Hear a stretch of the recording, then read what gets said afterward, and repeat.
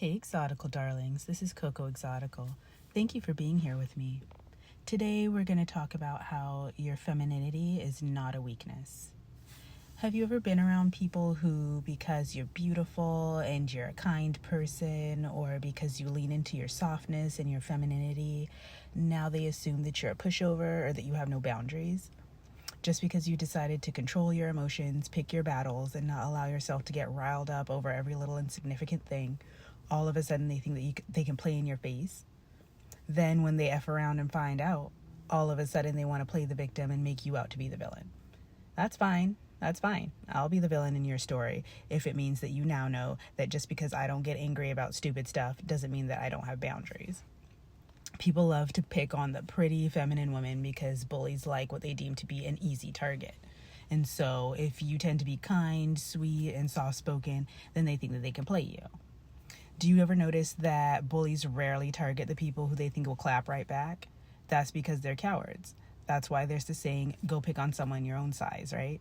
If you're not a coward, then why go after someone that you deem to be softer than you or easier to manipulate instead of someone who you think can go toe-to-toe with you?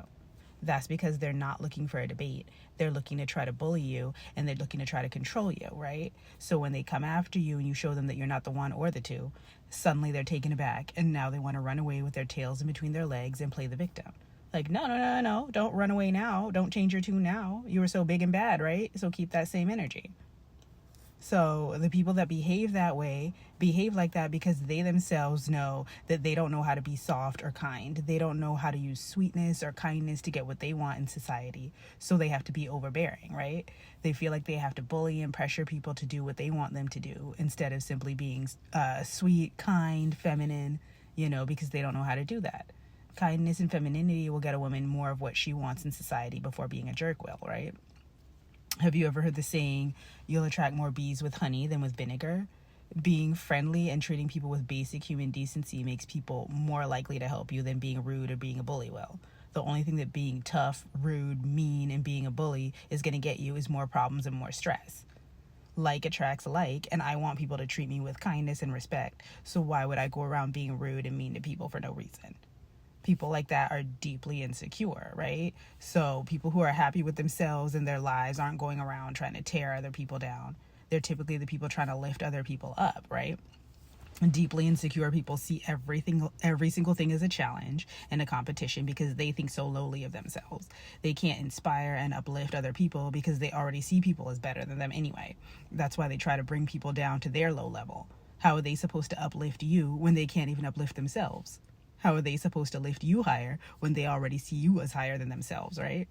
So instead of working on themselves and improving their own self-esteem, they choose to be bullies. They choose to be masculine, overbearing, aggressive, and then when they see your softness and your femininity, and they see that your softness and your femininity gets you what you want, instead of taking a page from your book and being more feminine or learning how to be more feminine, they want to try to bully you or make up lies about you. Or if you're minding your own business and focusing on yourself and your own goals, then they want to call you a snob or bougie or stuck up, or that you think you're better than everybody else just because you're taking a different approach to life than they are. And your approach to life is actually working better than theirs is.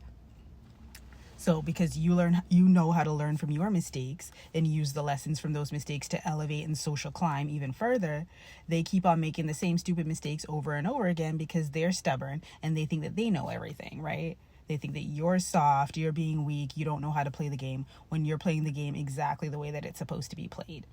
They're contributing to their own demise and they're sitting in a mess of their own making, but they refuse to even try a different approach because they're stubborn and they think that they know everything. They prefer to remain jealous and envious of you instead of using that jealousy and envy as fuel to elevate themselves and change their lives. And this is because they're lazy. They don't want to put in the effort to become the person of their dreams. They don't want to put in the effort to curate the life of their dreams like other successful people have done, right? So they either expect to wake up tomorrow and magically have the life of their dreams, or they want to sit around playing the victim, talking about how everyone else's life is better than theirs and how they've had to struggle and how they've had it hard and how nobody has helped them and they haven't had a leg up, as if you have. You struggle too. Everyone has struggles. You have really difficult struggles as well, but you decide to transmute that energy and use that to elevate yourself and use that to social climb instead of playing the victim and running around like, poor me, nobody's going to help me, nobody's going to do anything, blah, blah, blah, blah, blah. No. So instead of trying to elevate themselves, they want to bully the people in front of them who have been putting in the work for weeks, for months, for years, right, to curate the life of their dreams. And because they weren't there behind the scenes watching you with your struggles, watching you put in the hard work, watching you fall 10 times and get up 11 because you make it look effortless, then they want to get mad and they want to get aggressive towards you. So girl, stay mad, because I'm not going to stop being sweet and kind and feminine. I'm not going to stop improving and elevating myself just because you're throwing a toddler tantrum as a grown-ass woman. Okay? Just because you don't know how to use softness and femininity to social climb doesn't mean that I'm going to start becoming masculine and aggressive and going toe-to-toe with you over some BS. 9 times out of 10, having manners, politeness, and gentleness is going to get you what you want much better than obnoxiousness, rudeness, and bullying, right? But they see softness and femininity as being weak, so they choose to resort to being hostile and obnoxious, right? So that's why people like that have a hard time social climbing and leveling up in different areas of their lives, right? Because they become jealous and envious instead of trying to learn how to do what they're envying in other people, right? Learning how to be softer, learning how to be more feminine, learning how to be kinder to people. And then they become jealous of the beautiful, sweet, feminine women who level up and social climb easily because of our presence and our demeanor, right? So what do you all think? Have you ever had experiences with overbearing bullies who lack femininity? Let me know in the comments. Thank you for being here with me, and I'll see you again next time. Bye.